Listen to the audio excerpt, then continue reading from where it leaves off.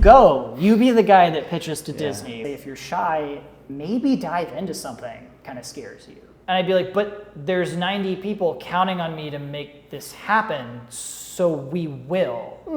No. You don't understand. Because if you did, you would be giving me what I want. This is the third episode of our podcast, but before turning it on, I want to tell you a little bit about GFS. And GFS is a non-profit organization that helps us, student filmmakers, acquire the needed skill. Building a cinema rig, building sets, direct actors, write the screenplays, and everything about art of making movies. And Ryan is the person who connects with the big professional guys from the industry, and he brings them into GFS as guests. One of them was the producer of movie Good Time with Robert Pattinson. I really hope you can take something away from this podcast and start networking with your right people. So let's get to the episode. How you doing, Ryan? Doing great? I'm great. Awesome, yeah. Why did you choose film specifically? And oh man, yeah. I thought you were gonna ask how I got into GFS, and it's like how I chose film. That goes a little further back, I guess. That's like, film is always something that's appealed to me. I think it's like a contained version of the human experience, you know? Yeah. And so like if you're a kid growing up and, you know, on the playground, all kinds of things happen, right? Like, and you're like, why did that kid do that? Why did this happen? Why did everyone react well to that or poorly to that? I think for me, film was a digestible way to converse with people. You know, it's like, it was a way to understand kind of what was going on. So I was always drawn to film as sort of like a niche point for like connecting with other people. So when I went to college, I did a double major in writing seminars, which was like our fancy word for creative writing, and then film and media studies. And from there, I always wanted to go out to LA and kind of get involved in the business. So like always drawn to that. could you explain what was your like choose? Because you know, some of us in GFS, they choose our career path within, I want to be a cinematographer, I want to be a director. And for you specifically, you were more of this manager who grows the connection within our film company and helps it to, you know, reach more people. How did you choose that over like something more like film, like I'm saying in terms of engagement, you know what I mean? Yeah, engaging like with the art side of things. You know, I mean, as soon as I graduated college, I went out to LA. And that idea came from a bunch of people telling me like, that's where you need to be. You know, I mean, I think that market's changed a little bit. I don't think there's any problem with being in New York to start off your career or any number of other places at this point. But I was always told, go out to LA, like just drop yourself into it, take whatever job you can and move from there. And one of the places that was recommended to me was like the talent agency kind of sphere. So I applied to the big four at the time. I think they're the big three now because I think ICM got bought by CAA. But it was, at the time, it was CAA, WME, UTA, and ICM. And it like jumping into that world, I started in a mailroom. You know, so I had always felt I was more on the creative side of things, but I like helping people. You know, like that's fun for me as someone to go like, I want to get this made. And I'm like, okay, cool, what do you need? And it's like, is it money? Is it a smart actor? Is it resources? Is it a location? You know, so to have like a touch point there where I could help people. The mailroom and the representation industry kind of gave me that. So I jumped on a couple desks there. I learned, you know, how to talk to actors. Like I've always loved talking to people about what they love. So it's never been hard for someone to go like, I really want to do this, and me to go like, well, let's plug you into these, you know, sort of nodes. And I think that's kind of how I made the switch from the more creative side of things to the more representation side of things. And what was your like process like progressing from mailroom to being a head of animation? And like, oh yeah, so I mean, it's weird. I heard it. This might be a Steve Jobs quote or something. It's something that lives in my head rent free. But the idea, they say you can't connect the dots looking forward. You can only connect them looking back. And so it's like, I don't know that if at the outset you'd been like, what do you want to do? I would have been like, well, this, that, and this. But I ended up traversing a really non-normative path. So I started the agency. I really wanted a TV lit desk because that's how you worked with writers, you know, and you could be on the phone with them, you could listen to note calls, get a little more insight there. And what I found was, as a newbie in that industry, like a couple months in, the agents didn't really want to hire somebody onto their desks with so little experience. Like TV lit is where the money is really made, you know, those kind of packaging deals back in the day or that sort of thing. So I ended up jumping around to other departments to try and get like a little bit of like experience, you know, before I jumped into like a very, very serious deal with a lot of money. And so I did digital for a while, which was not something I ever thought I'd be in. I was doing like Snapchat deals and like Vine deals. It was like back when Vine was a thing. I don't know if you guys were. Yeah. It's been a. But yeah, that's where I started, and then I did TV talent for a little bit of time. So it was like staffing people on like series regular roles and like ABC, CBS, NBC, that kind of thing.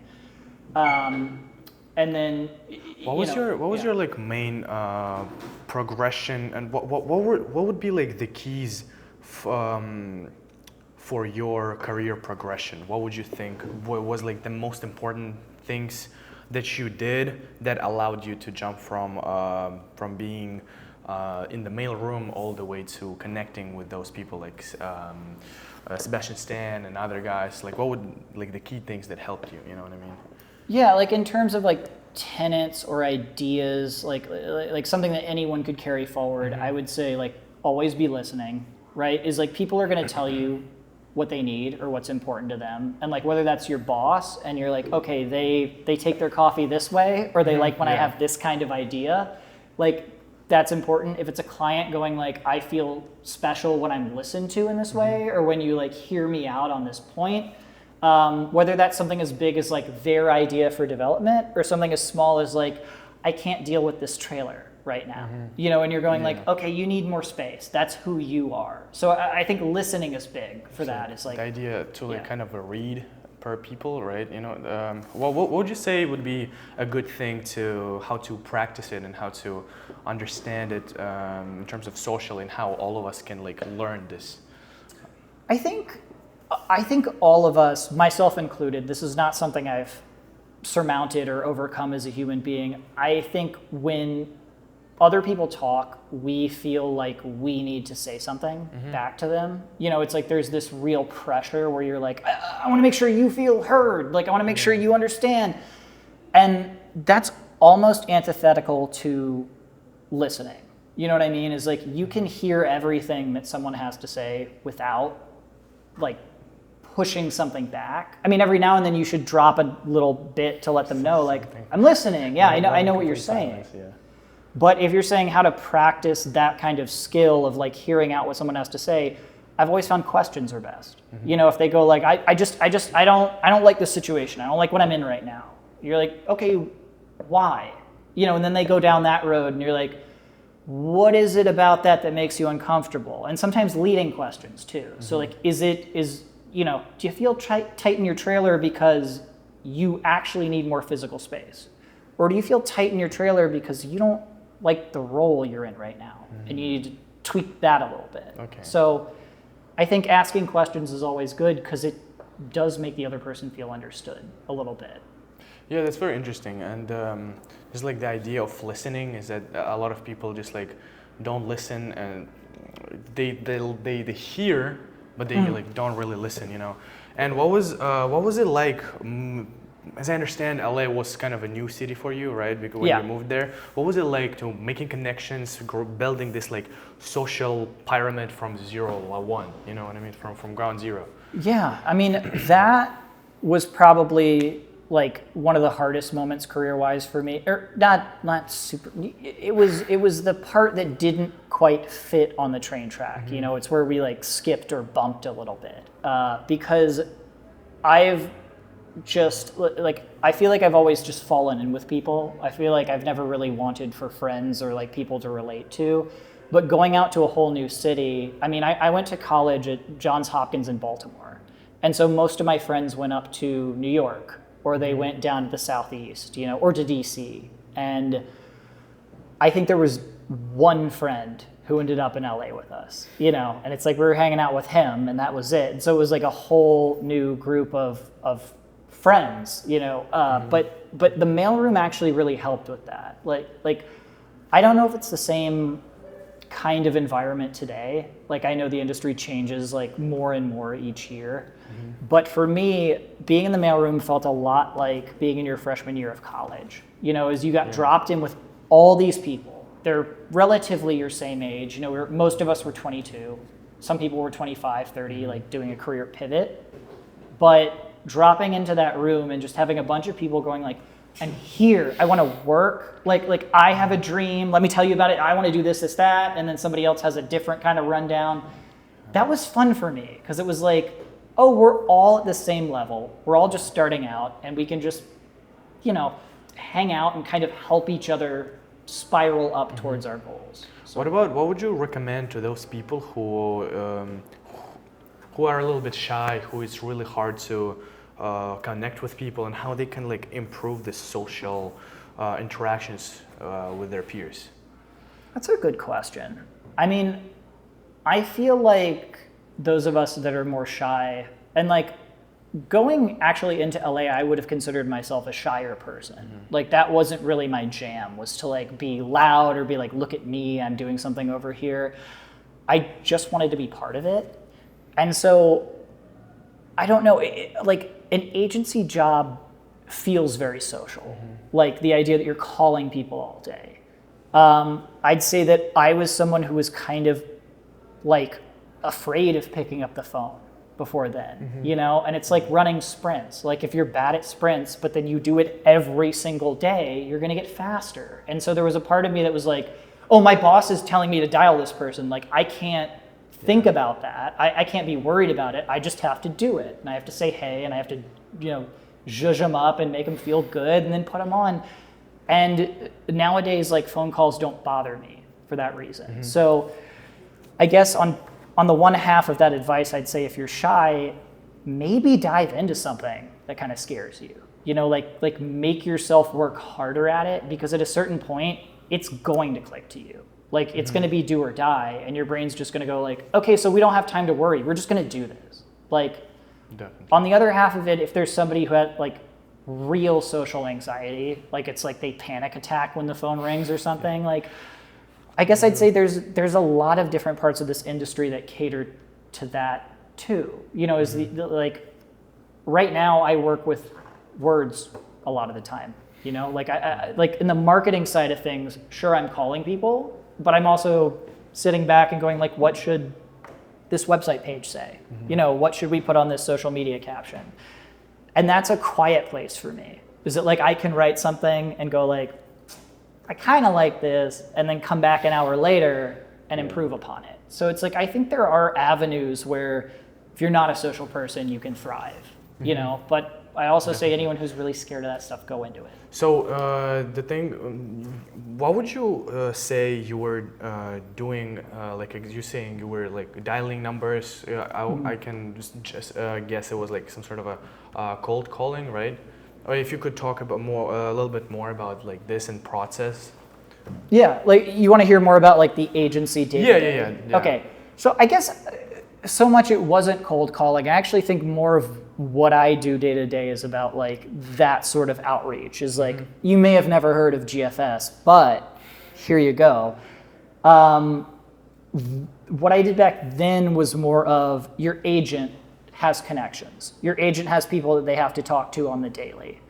And so in digital, that looked a little funkier. So I'm going to use TV talent as an example because it makes more sense. But when I was doing that, my boss covered ABC, CBS, like the OWN network, like a couple other things. But the idea was she had a relationship to those people. Like she had a relationship to a couple people at each company. And so when we needed information for our agency, she'd go call up, you know, so-and-so at ABC. Yeah. And I'd put them on. And then the best part, in my opinion, was getting to listen to the conversation. There are some agents that are a little cagey about that. They're like, get off the call as soon as I'm on. Like, I don't want you to hear this. But I think the better ones let you in on that process. So I could get to listen to her talk to people at ABC and go like, what do you have upcoming? What are you looking for? You know, and they say, oh, we need a woman in her 30s. It's going to be this like really, you know, very calm housewife. But then you find out she's a murderer, you know. And my boss would go like, I got people like that. Yeah, I'll be right back. And then she'd go out to the whole agency, kind of like flow that out, pull back in all the best ideas and fire them back off. And I'm overwriting a lot of my role in that because I was dialing every phone call, I was making those lists, I was, How did you face, so I'm guessing not every phone call you've made was like successful, and there was some that were not very interesting in your pitches, how were you like dealing with all of those who were like, nah, I don't like this story, and they just like hang up the phone? That's interesting, because at the time we were in TV talent, we were pitching actors, that was more that thing. If you're asking, are you asking more about the agency role, or like in what I do now in terms of pitching stories for GFS? Because I could answer both. Yeah, I would say like both. Yeah. So in terms of the agency thing, it was most often going to networks or casting directors, right? Is like the networks will hire the casting directors. So your first stop is that casting group, and you're going like, we got 13 people that fit exactly what you guys want, and then they're telling you, okay, these 3. Amazing. These 2, maybe. The rest, dumb. And then you might have to go back and back channel with people at your company, and someone's going like, I don't think they understand. This person is really right for this. They start in that, and that, And so it was an ongoing conversation of trying to push certain people on casting. And sometimes they would cave to the argument. They'd go like, all right, I didn't know they were in Succession. Sure, bring them in, fine, whatever. Sometimes they'd go, no, I know this project better than you do. They're not right, and stop asking, kind of thing. That's more pitching actors. And I think when you're pitching actors into casting directors, they do know that project better than you do, because you're working off one script, and they're talking to the creators. When I'm pitching stories for GFS, that is half who knows about us, like who are already our friendlies, like who have been to the benefit or have been to other events and written stories on us, and I can go, hey, got another one for you, like this is pretty cool that we did this thing. When you're pitching more bare, like when you're just pitching to someone and they know nothing about you, it's much more constructed, because you're going like, hi, I'm so-and-so, I work for this company, we do this, and it's like a block of text, So I find that a lot of times the first pitch doesn't always work. You have to kind of lay the ground with that first warm them up. Exactly, warm them up. And that, on that first occasion, they might just go like, what is this? I don't know, fine. And then the next time you're going, hey, and they're like, I think I've heard of you guys before. And you're like, yeah, that was me. But you don't, Yeah. And so how are you looking for those events, and how do you group the people that you want to be a part of GFS for? And what's your like organizational, maybe you're like looking for the events with a certain type of people to attend to connect with for the benefit of GFS. What's your like process? Yeah, it's changed a little bit, because I started here about 2 years ago. I think August 23rd will be my 2-year anniversary with this company.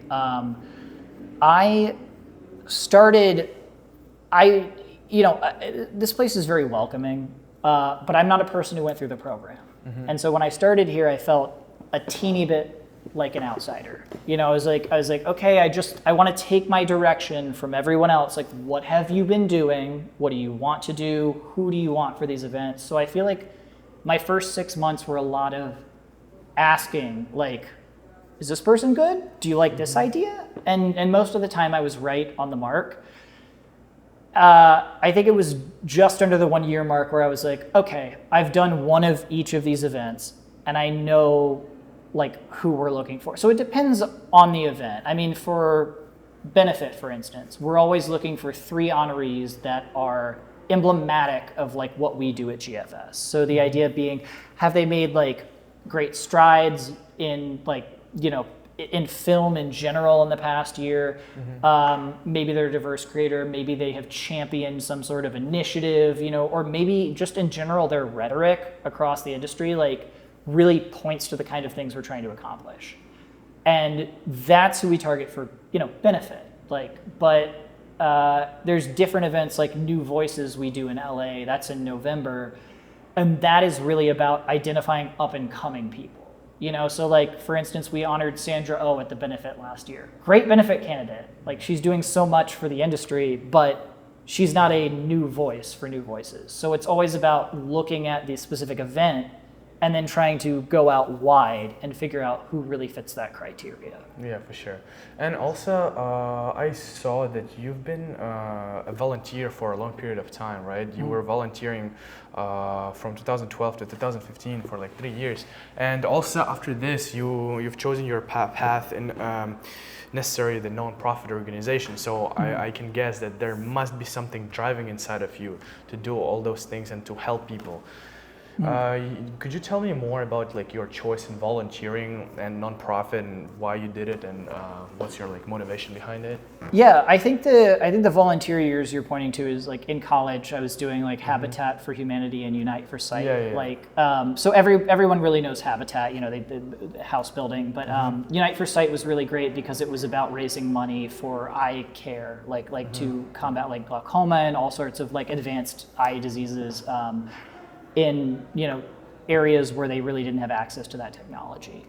Those spoke to me because some friends of mine had said like these are some organizations I'm involved in. Again, I love my recommendations. Like if someone I like tells me something is great, I'm like, let me check it out and see. And I've enjoyed working with those organizations. In my professional career, I did dive straight into the corporate profit area of it all. But I don't know, giving back is like important to me. Like it means something different. And I kept trying to climb this ladder, I feel like in Hollywood, of like, oh, I'm gonna represent these people and I'm gonna be famous because they're famous. And that's so interesting. And you mentioned like head of animation, like that was something I had at my last job because I watch a lot of animation. I watch a lot of cartoons, I always have growing up. And it was something I was passionate about. And they're like, okay, then go. You be the guy that pitches to Disney. We like go ahead. And I think I did a really great job at that. But there was something about, you land somebody apart in Frozen or something, and then they're like, okay, cool, man, throw it on the pile, and you're like, great. It didn't fill me all the way up, And so when I was ready to move on from that job, I thought of GFS as one of like 3 places that I had really, really loved visiting, in the past several years working in New York. And yeah. So what was your experience like working as a head of animation? It was a small company, it was just a few people, but I did operate like fully over that sector of things. I enjoyed those conversations because, and later they let me cover certain networks. I got to cover like Paramount Plus and CBS. And when you cover something, if that's not like common language, it's the idea that you are that point at that company. So in the same way I was telling you earlier, my boss at UTA was covering ABC. It meant if ABC needed anything, they didn't come to UTA, they came to her, and then she would blast that out. So at the smaller company I worked at in New York, that was more of my role, is they would come to me and go, we have these animation things. And I enjoyed that because I could tell my company, look, this is based on Dota. This is based on, like Arcane. When that came out, I was like, no, this is League of Legends. And my company's like, I don't know what that means. And I'm like, you need to, because we got a guy in there. Yeah, so it was great. Yeah, that's awesome. And so there's some people who are trying to make a connections, look for people who would be very interested to invest in their movie. And how would you say would be the best way to find the people to connect with, to people who can help you to sponsor your movie, or potentially producers, and just like increase your networks? What would be like your main advices? That's a great question. I think that goes back to materials to start. is the idea, like when the pandemic hit at my last company, we started doing a lot of development deals because none of our actors could go to work, right? So we sat down with the actors, we said, what do you want to make? And suddenly we had all these ideas. And what we found was when you approach a company with an idea, you know, I mean, you can have a dream that's an idea, right? You're like, zombies, but they all have pumpkins for heads, you know, and everyone's like, okay, cool. Like, what does that look like, you know? And so when I talk about materials, like, we would produce decks for every idea. And it doesn't have to be crazy, but like a 10 slide to 20 slide kind of thing that's like, these are the characters, this is the plot, this is kind of where they're gonna go, here's some visual similarities. I mean, why am I explaining this? You guys do decks and GFS. Like, but that is what I think is important to that pitching process. And you're asking more about connections, you know, how do you climb that ladder? But I think the deck is a good step because then your friend in LA can be talking to their friend over drinks and go like, I got a friend who's into this zombie pumpkin head idea. And the other friend's like, what does that mean? That's ridiculous. And it's like, well, I'll send you the deck, you know, and they can fire that out. And so I do think materials are important, putting something together, whether that's a radio play podcast kind of thing or like a visual document, because that can live on even when you're not working on it. Or when you're sleeping, somebody else can be showing your deck to somebody else. So otherwise it's just you continuously going like, I have this idea. And it's hard for some people to visualize that, you know? Yeah, and what would be like the main ways, like obviously social media and stuff, but what would be some of the things that you might find very helpful to market those decks, market those ideas in the world, you know? You're saying like, when you say market them, because like marketing does to me mean like a website or social media, like putting that out there wide. Yeah. So how do you find those people that can share the deck with you? You know what I mean? Not necessarily your friends, but maybe some other. What are the ways? Is it like social media, maybe some mail? You know what I mean? Yeah. I will say number one, don't discount your friends because again, going back to that mailroom thing, I started with a class of 30 people. And then within 5 years, it's like, there was a girl at Netflix, there was a girl at Participant, there's a guy over at Hulu, you know? So it's like, everybody you're in this classroom with now, like, they're all going to be doing something amazing in 5 years. And you guys will still be close, you know? So it's like, I think that's part of building your network is the patience to let it all rise at once. But your question is more about cold reach out, is like, how do you get something to people? And I would say, look at what they've made in the past. There's not a guarantee, like if you approach the guys that did like the Duffer Brothers, like the Stranger Things guys, if you approach them with another like, this is set in the 80s, they might be like, we've done the 80s, we're done with that. But that's not a bad place to start, you know, is to find somebody like, oh my God, you made this Scream movie and I've got a horror movie that's kind of like Scream, and you show it to them and that person might go like, that's not my deal right now. I don't want to do another one of those.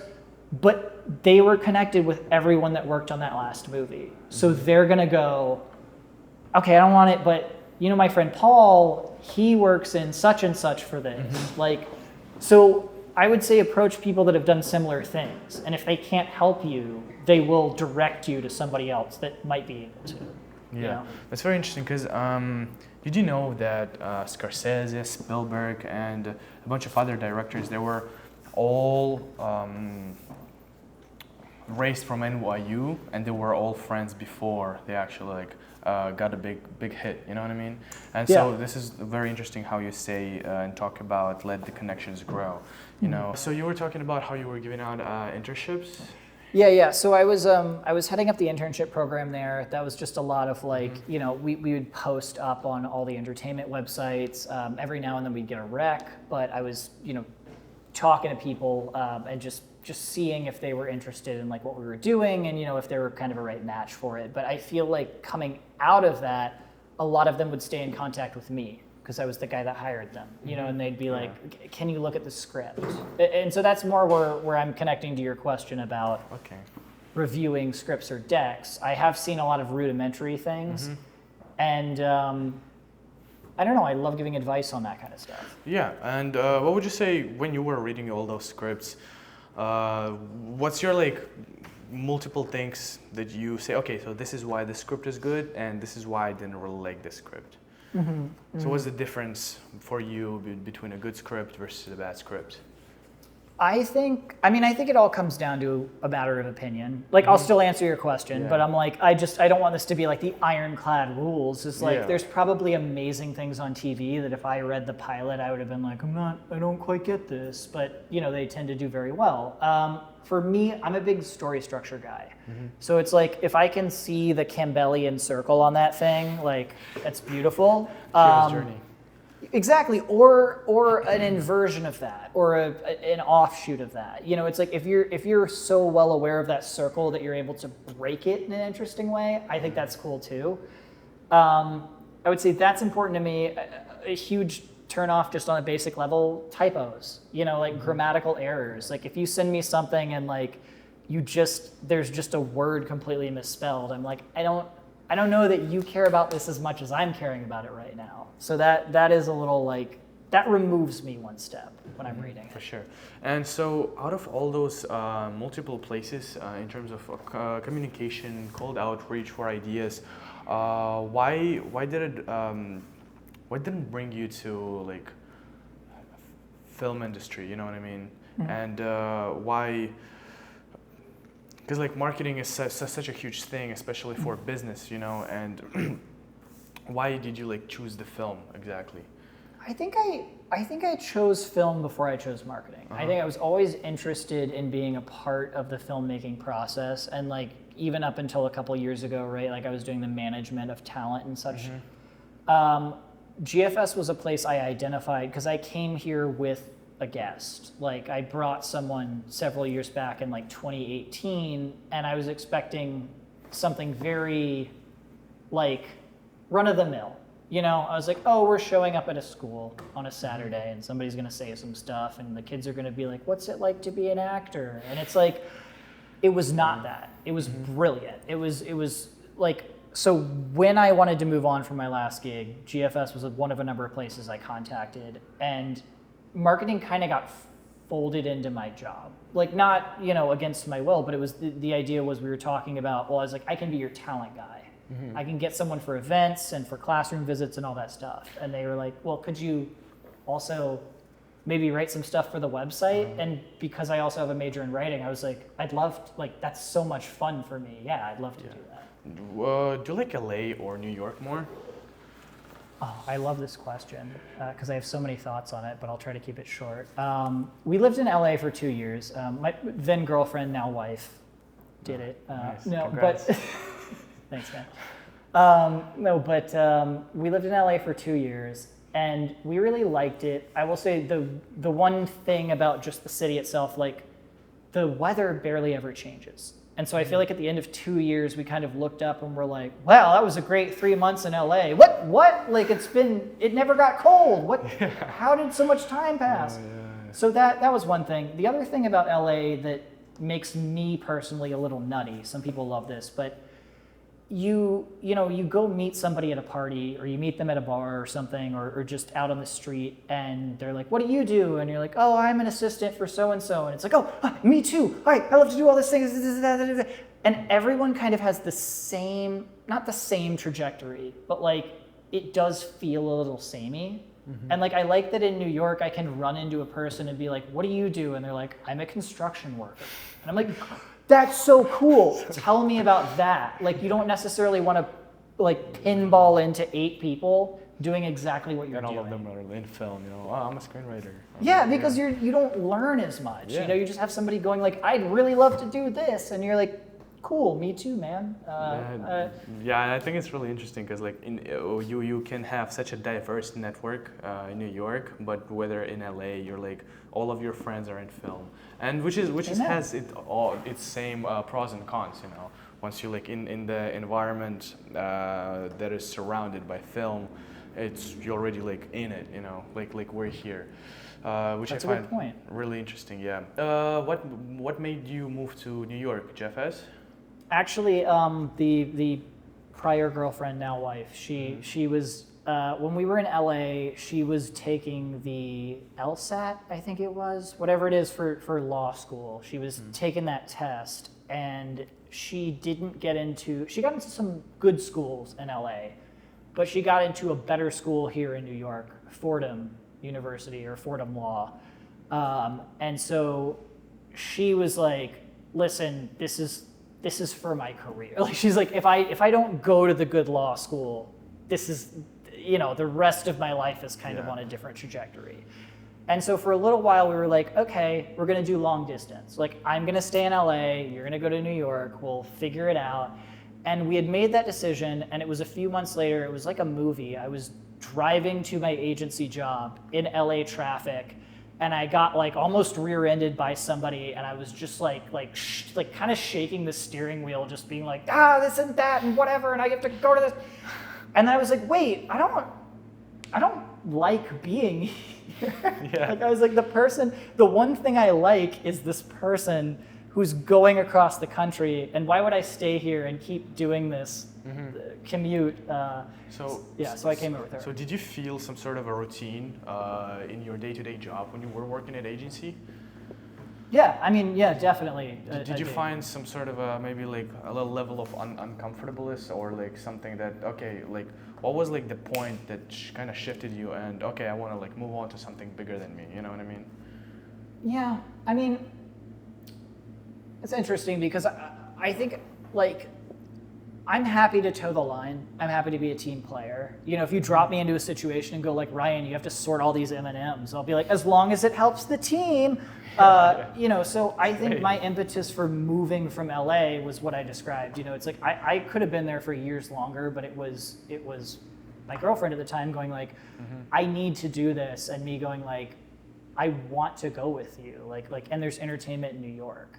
But if you're asking about moving from that entertainment proper into like a more nonprofit space, if that's more the meat of that question, like, I don't know. I don't get fully filled up by just making money or just like making deals happen. And the funny thing is like in conversations, my wife has expressed that, like, cause she's a lawyer and she's like, I was talking to her before taking this job, and I was going like, well, GFS does so much good, and I want to be part of that, but like, who wouldn't want to be part of that? And she kind of looked at me like, there's a lot of people out there that don't have that DNA, and I didn't realize that was something special. I don't know, the idea that you'd want to help people. Yeah. I just thought everyone wanted to. How would you say, what would be your advice to kind of try to find, because I want to, try to use some sort of a leverage to tell people about a certain skills, you very good with communication, Jacob was very good with writing, and if I could also help to educate those guys, it'll be like very cool. But coming back to the question I really wanted to ask, you were mentioning about this is what fulfilling me, and what would you say would be a good thing to, how would you recommend to find this, some sort of a purpose for like young people who don't really know what they want, what they like passionate about or fired about? Yeah, I mean, that's a really good question. I think like the very micro answer to that is there's a Japanese concept called what is it? Ikigai. I'll find it for you. Yeah. But it's the idea is it's exactly where 4 different points of your personal professional life meet. So it's something like purpose, like fulfillment, like intelligence or aptitude, and like meaning. The idea is like, you can have something that you're really good at, maybe making money and supporting yourself is one of those. Because it's like you can have something you're good at that you make money at that you don't enjoy and you don't find fulfillment in. Or you can have something you're good at and you find fulfillment in, but it doesn't make money. Yeah, and so the idea is blending those all together into like something that hits all 4 points. Is like you're able to support yourself, enjoy yourself, kind of grow, and then also give back. And so that's a simple version of it. Yes. Wait, is it Ikigai? Yeah. Okay. Ikigai. There you go. Yeah. Actually, hold on. It's cool. Actually, I'll do graphics. Yeah, we'll do the graphics. But I will say I had a more extended process because when I left my last gig, I was a little bit more in the air. Like I was like, I don't know. I was considering for a moment, like, I don't know if I want to stay in entertainment because all my jobs have been in entertainment so far. I was like, do I want to like shift that part? And I had, I worked for it very briefly with a career counselor, which I know sounds so bougie, but she was this wonderful woman who just like, we sat down and she was like, just tell me about yourself and like stuff you like. And she had these like worksheets that felt almost like kindergarten-y. Like I was like, I feel dumb doing this, but it was like, here's a list of 100 words. Why don't you circle what's important to you? And there would be things like, you know, or you know, not just words, but phrases like giving back, like making money, or like developing your own creative skills. And it's like when you go down that list and you circle, it doesn't feel like it's anything, but then you look back at it and you're like, oh, I'm interested in a really specific grouping of things. So that was something that was important to me, and that really helped me.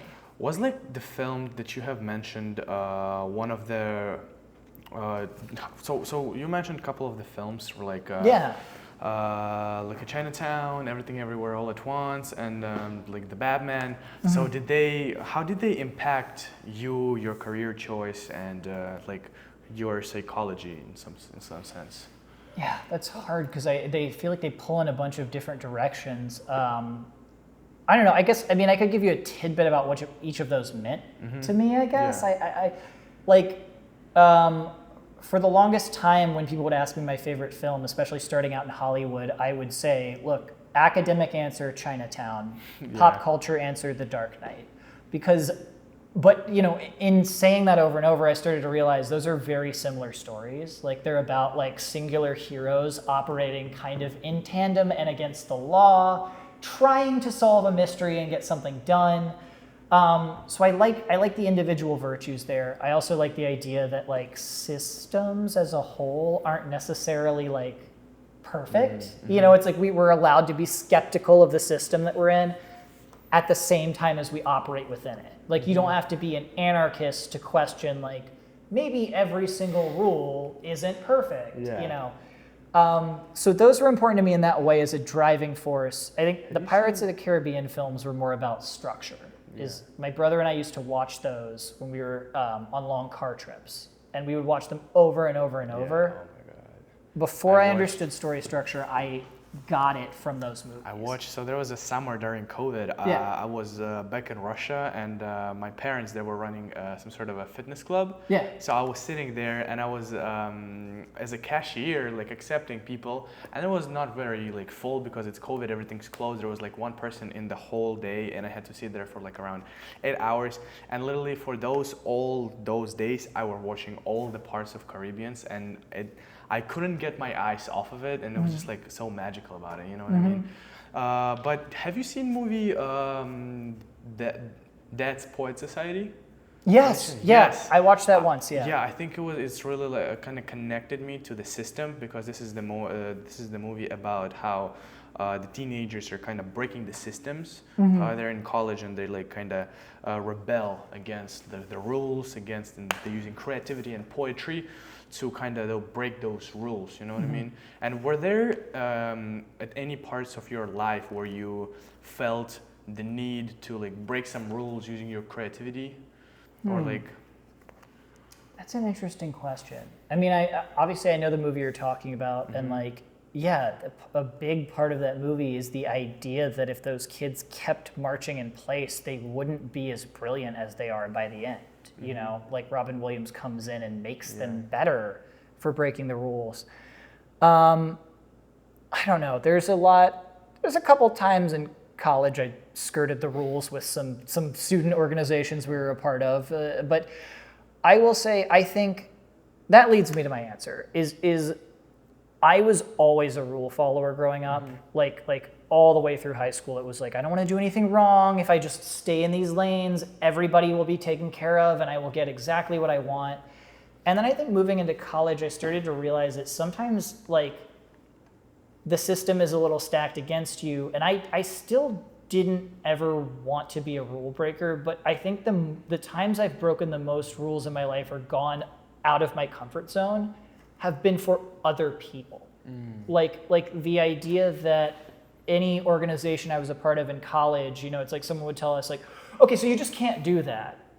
And I'd be like, but there's 90 people counting on me to make this happen, so we will. And it's like, if it was just about me, I would just go like, okay, I'm sitting down, I'm done, like, mommy told me no, I'm okay now, I'm okay. But when there's a bunch of people behind you that need your help, it's like, well, no, I'm okay with giving up, but they're not gonna be okay with me giving up, so I'm not giving up. And like those are the moments I pushed back. And so I think I bring a lot of that into GFS now, which is like, if I tell a group of people, if I tell a representative, like, your client should really do this, and they go like, thanks, too bad, so sad, bye.